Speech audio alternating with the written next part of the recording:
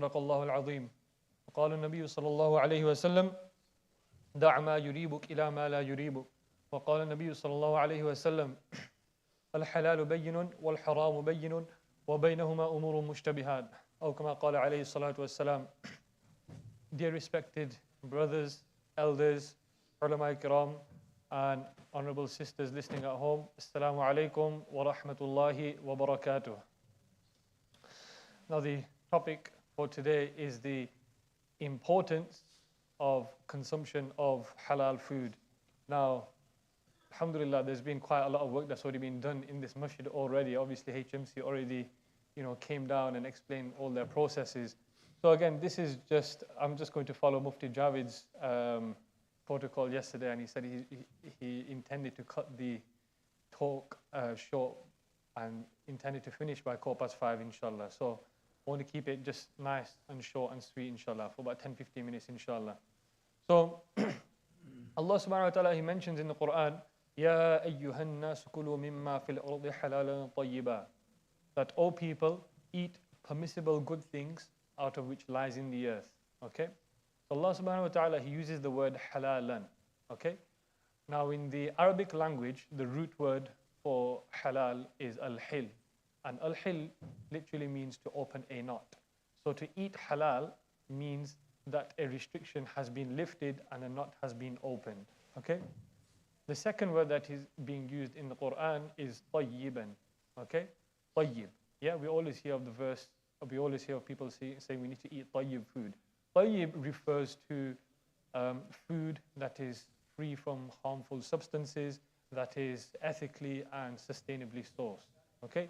So now we understand the two conditions or the two criteria that we have to ensure that whatever we are consuming, it has to be halal and it has to be tayyib. Okay?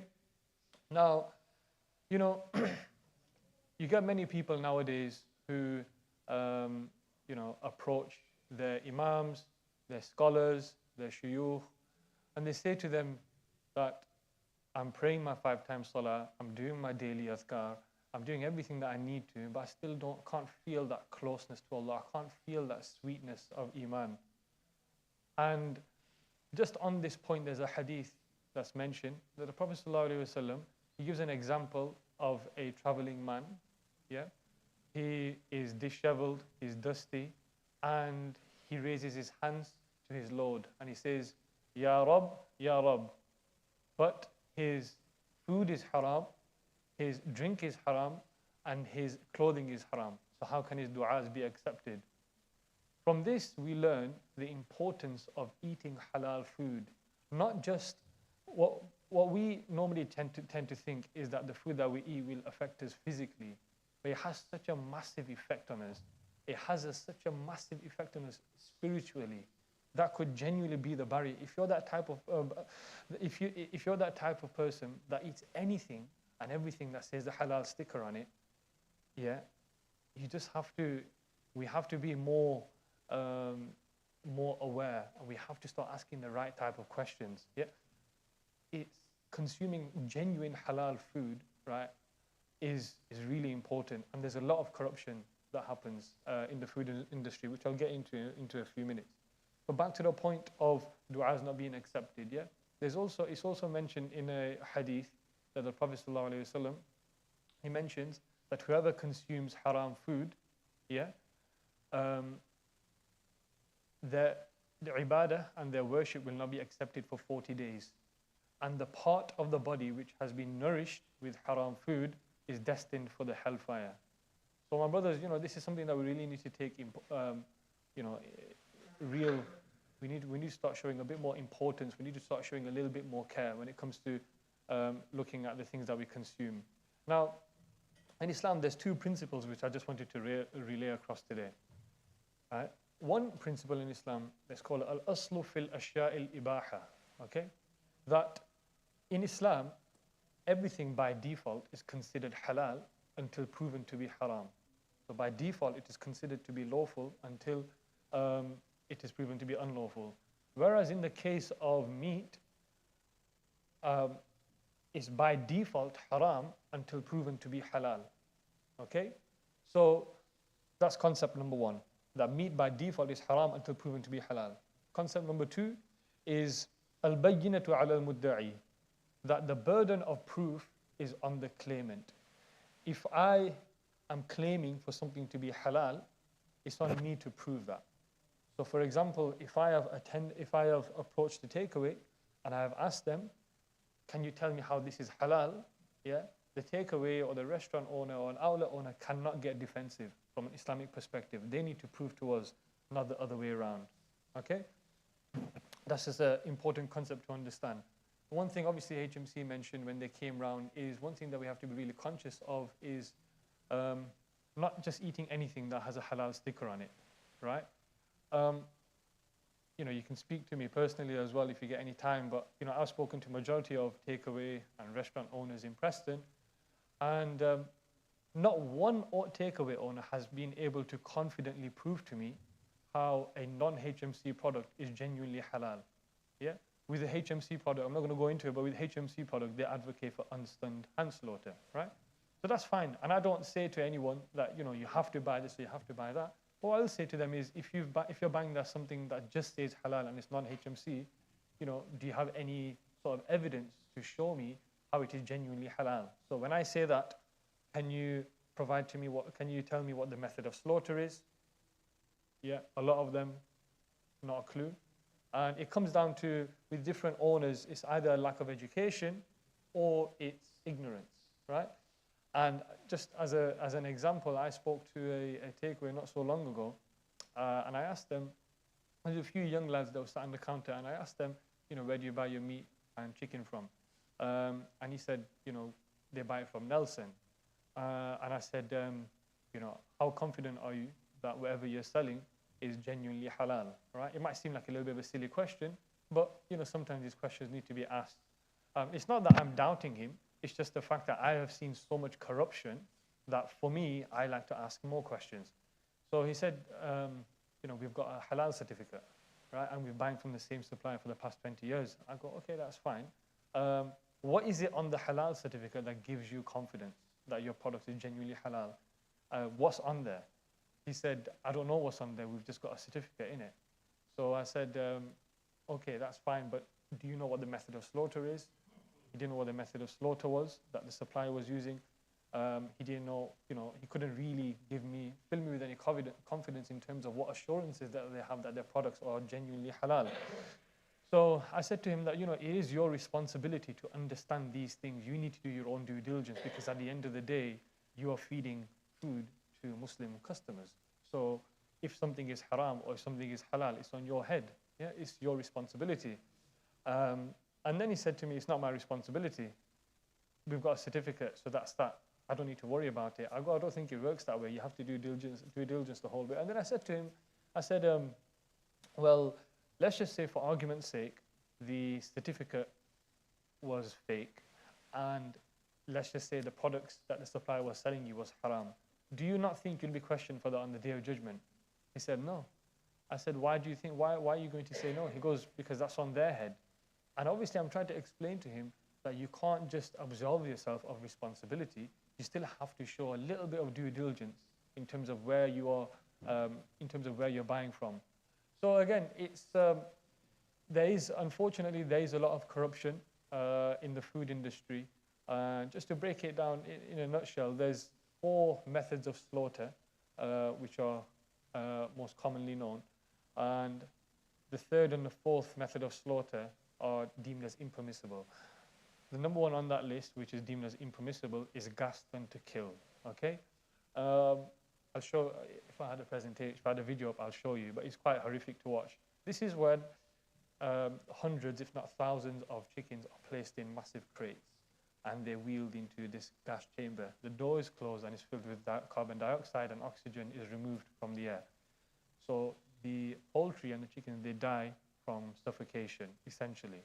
Now, you know, you could say the 3 conditions to ensure that something is halal is that number 1, the slaughterman must be a Muslim. Number 2, tasmiyah, Bismillah, Allahu Akbar, must be recited on the meat or poultry. And number 3, a sharp blade must be used. Now, as you can see, in the example for Gaston to kill, none of those criteria are met, right? Now, these types of chickens are being sold, right, in Preston, and we have been made aware of 1 or 2 places, and we are trying to take steps to try and ensure that that is not currently happening, okay? So that's one thing.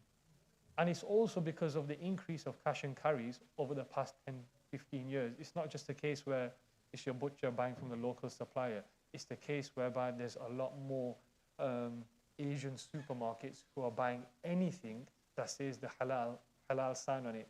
And when I've asked majority of these places, what confidence do you have? Oh, well, it says halal, isn't it?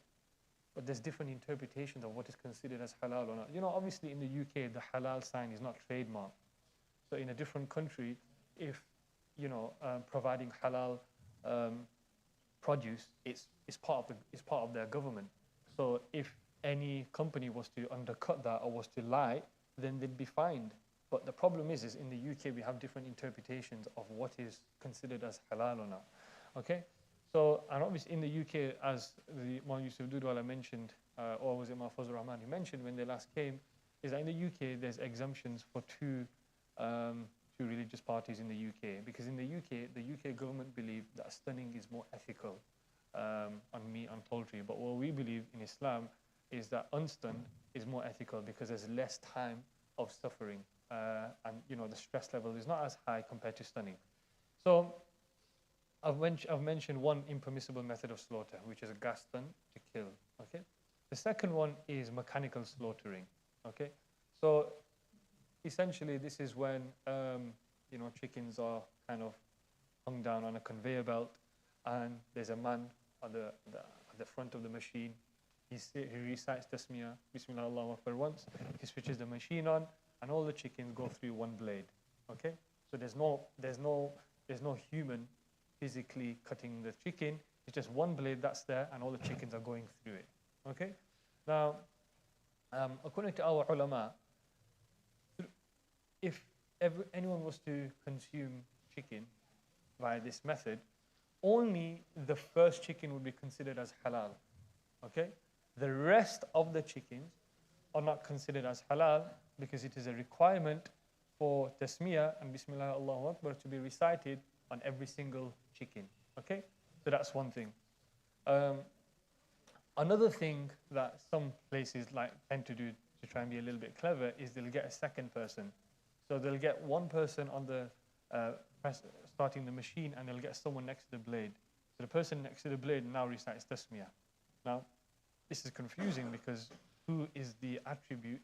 Who is the ibadat of the tasmiyah? Who is it attributed to? Who is it going to?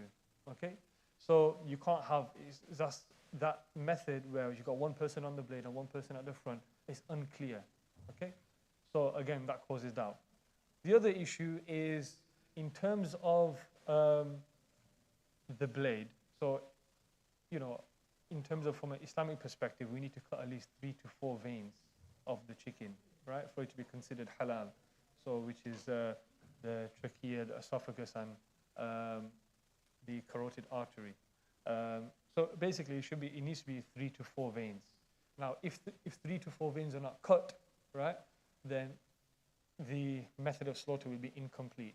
Now, if a chicken is going through a blade on a machine, there's no guarantee how many veins are being cut.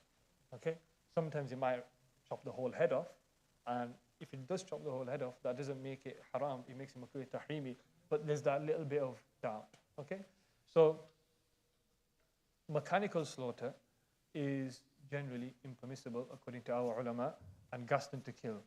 These two methods of slaughter are the produce from these two methods of slaughter are being sold in our locality in Preston, and a lot of people are not aware of this. And you know, to even find out this information is so difficult. You know, someone was mentioning to me, I'm not going to take the name of the takeaway, but you know, this takeaway was selling gaston to kill chickens, right? Now, the person that was there tried to verify this information because he heard that it was gaston to kill.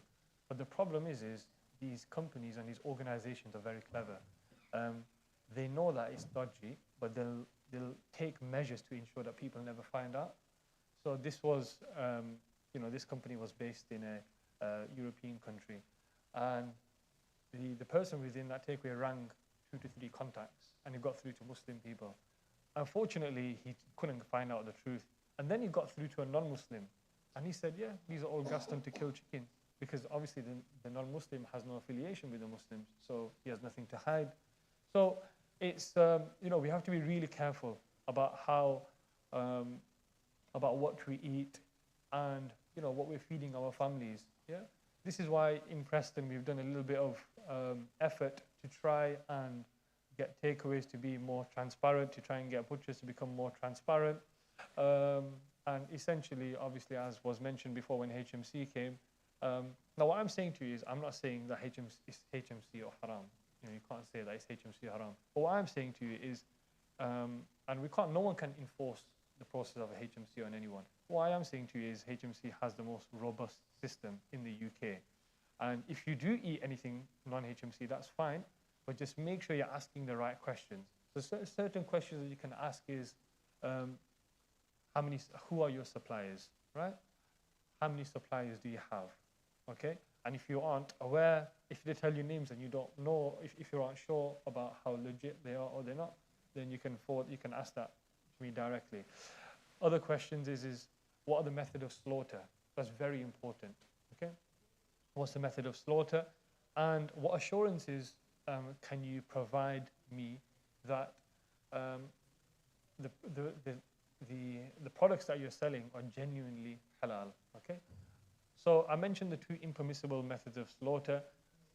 The one which is unanimous across all ulama, and it is fine to eat, is unstunned hand slaughter. So these are, chickens that aren't stunned, okay? Because generally what they do is they stun chickens in abattoirs and slaughterhouses. You try and slow them down before they get to the slaughter. So unstunned hand slaughter is fine. The one where you could say a difference of opinion is when it comes to stunned, okay? So with stunned, it has to follow a specific criteria. And I don't want to get too much into the technicalities of it, but the main thing is that chicken, as long as that chicken remains alive at the time of slaughter, it can be deemed permissible. But just know from an ethical perspective, it just causes unnecessary harm to the chicken. But again, no one can say that this type of chicken is haram unless that chicken has died before through maybe, because it might be due to high voltage given to the chicken before the time of slaughter. So we need to understand the rulings, we need to understand the effects that it can have on us. And, I'll give you just one more example before I conclude it. There was one butcher that we approached, right, from Preston Halal Awareness, and we said, are all your products, are they HMC, are they non-HMC? And he said, yes, everything's HMC, nothing is non-HMC. And obviously, I don't really have a reason to judge that person. Wherever he says, I have to take the word for it. Someone else went in, obviously as a supplier, and asked the same question. He said, yeah, we don't only just buy HMC, we buy non-HMC, and we buy from here, and we buy from here. Now, this is just an example. We approach them as Preston Halal Awareness, right? And explaining to them that, we have no agendas. For us, there's no money, there's no political play here. There's nothing to do with power. All we are bothered about is instilling confidence into the Muslim community and them being confident that whatever they are consuming and eating, it is genuine and authentically halal. Yeah? So again, there's a lot, honestly, there's just so much corruption, and there's not really that much time to get into it. But inshallah, may Allah subhanahu wa ta'ala allow us all to understand the true meaning and value of consuming halal food. May Allah subhanahu wa ta'ala allow us to increase our spirituality within this blessed month as well, inshallah. Ameen. Assalamu alaikum wa rahmatullahi wa barakatuh.